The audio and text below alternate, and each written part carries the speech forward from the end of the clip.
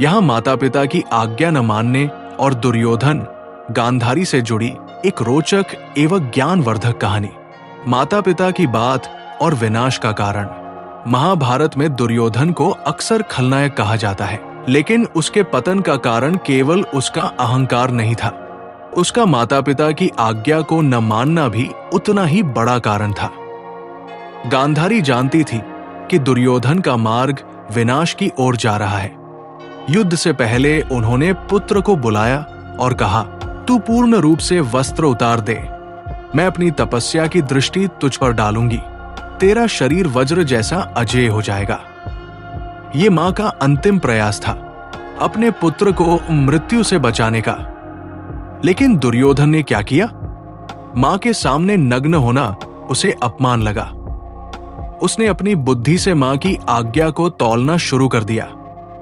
वो पूरी तरह वस्त्र नहीं उतार पाया और परिणाम स्वरूप उसकी जांघ सुरक्षित नहीं हुई। युद्ध में भीम ने उसी असुरक्षित स्थान पर प्रहार किया और महाबली दुर्योधन का अंत हो गया। ये कहानी हमें क्या सिखाती है? माता पिता कई बातें तर्क से नहीं, अनुभव से कहते हैं। जब हम अपनी बुद्धि को उनके अनुभव से बड़ा समझ लेते हैं, तब वही बुद्धि हमारा पतन बन जाती है। दुर्योधन की हार केवल युद्ध में नहीं हुई, वो मां की आज्ञा न मानने के क्षण में ही हार गया था। आज के जीवन से जुड़ा संदेश। आज भी जब माता पिता कहते हैं, ये मत करो, इस रास्ते पर मत जाओ, तो हम उसे पुरानी सोच समझकर टाल देते हैं। लेकिन समय आने पर वही बात जीवन का सबसे बड़ा सत्य बनकर सामने खड़ी होती है।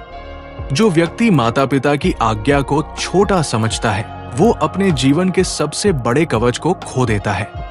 यदि जानकारी अच्छी लगी हो तो चैनल को सब्सक्राइब जरूर करें और माता पिता की आज्ञा बिना प्रश्न किए पूरे करें।